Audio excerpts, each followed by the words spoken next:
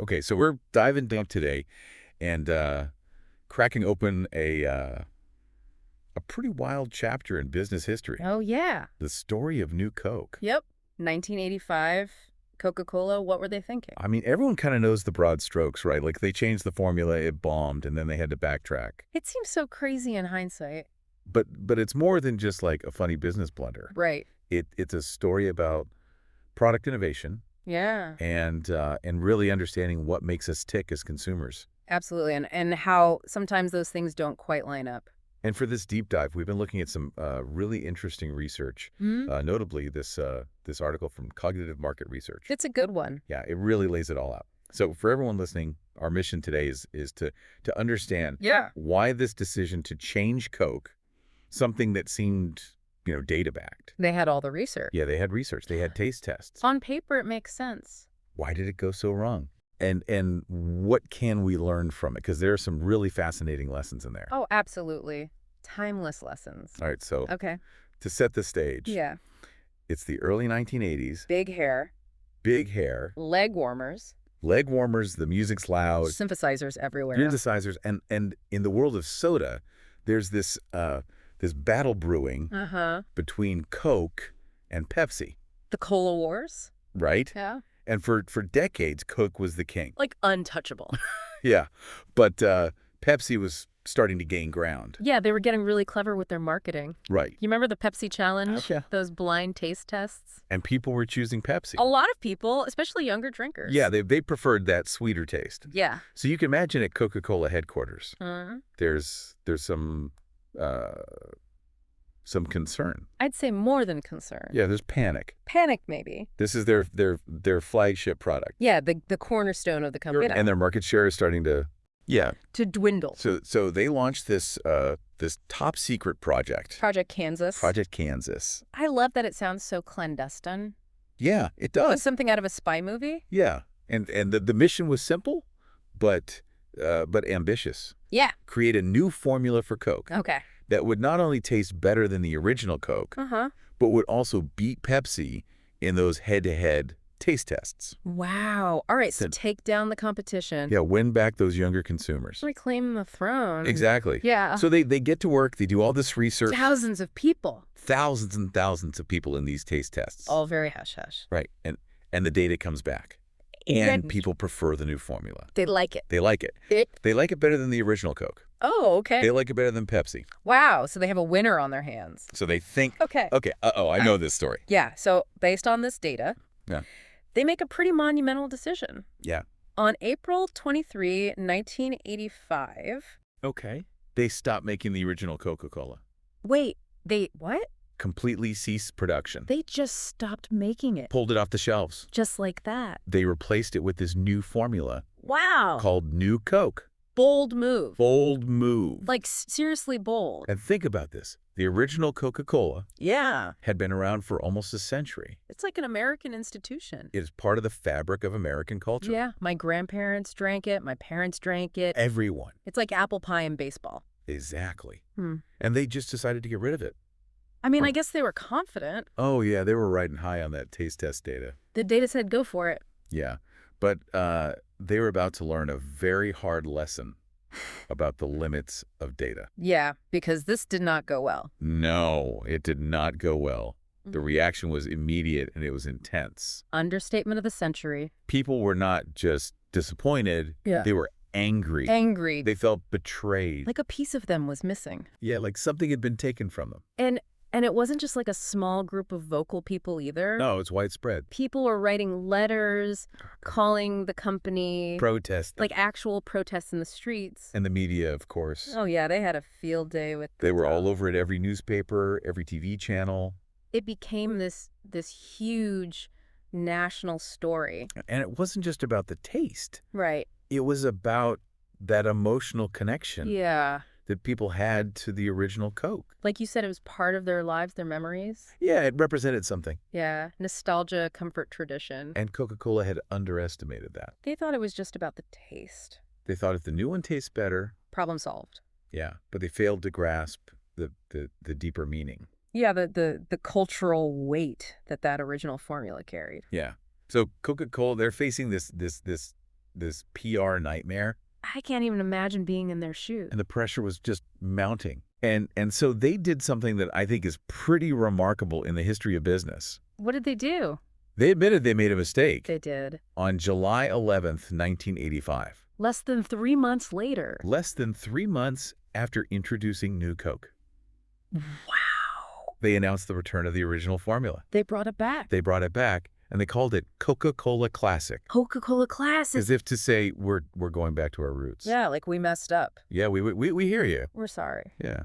So why did New Coke fail so spectacularly? Yeah. I mean, the taste tests said people liked it. Right. So what went wrong? Well, I think the article really hits on a few key points. Okay. And the first one is they underestimated the power of brand loyalty. Yeah. They really misjudged how deeply people felt about the original Coke. They treated it like any other product launch. Like a new flavor of chips or something. Yeah, but this was different. This was an icon. They touched a nerve. They did.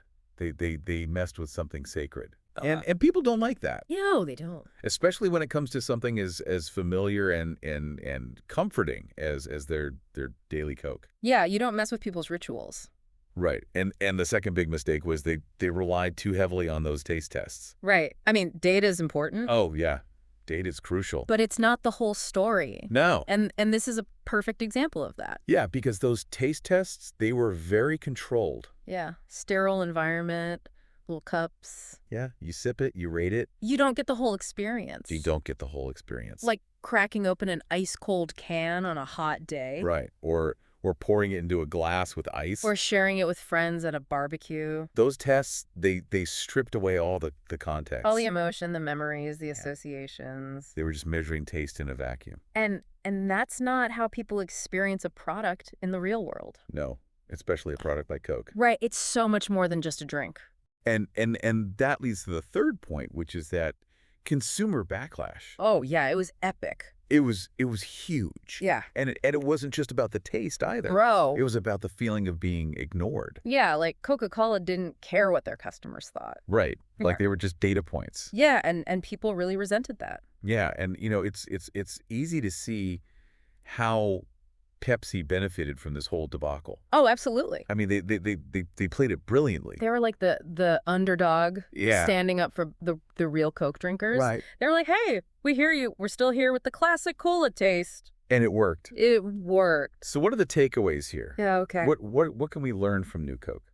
I think the biggest lesson is you have to respect brand heritage. Yeah. Especially when you're dealing with a product that has this long history. Yeah, a legacy. Deep connection with consumers. You can't just come in and make sweeping changes. Right, you have to be very careful. You have to understand the emotional landscape.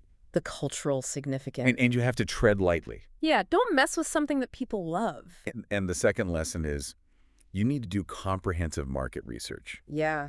Don't just rely on quantitative data. Taste tests, focus groups. Yeah, you need to dig deeper. Get into the qualitative stuff. Yeah, understand those emotions, those perceptions, those associations. Talk to people. Yeah, really listen to your customers. Figure out what your brand means to them. Right, because numbers alone won't tell you the whole story. No, they won't. And the third lesson, I think, is the importance of incremental innovation. Yeah. Maybe instead of completely replacing the original Coke, yeah, they could have introduced New Coke as a separate product. Like a new option alongside the classic. Yeah, a different choice. And see how people responded. Right, test the waters. Yeah, dip your toes in instead of diving head first. Yeah, because that sudden sweeping change is too much too fast. Yeah, it alienated people. And it also made it harder to course correct. Right, because once you've pulled the plug on the original, you've kind of burned that bridge. You burn the bridge. And finally, I think New Coke is a masterclass in crisis management. Or maybe mismanagement at first. Oh, yeah, at first. But they recovered. They did. They listened to their customer. Swallowed their pride. They admitted they made a mistake. And they brought back the original. And that's crucial. Yeah. When you screw up. Yeah. Own it. Own it. Fix it. Be transparent. And be responsive to your customers. So what happened after they brought back Coca-Cola Classic? Well, people rejoiced. Yeah. It was like a national holiday. People were lining up to buy it. They couldn't get enough of it. And sales skyrocketed. They actually surpassed Pepsi. Yeah, within a few months, they were back on top. The power of nostalgia. Yeah, and the power of admitting when you're wrong. Yeah. And listening to your customers. Humility goes a long way. It does, especially in business. So New Coke became Coke too. Yeah, they tried to keep it alive. Yeah, but it never really caught on. No, it was living in the shadow of the legend. Yeah. And eventually it just faded away. But the original Coca-Cola, Yeah.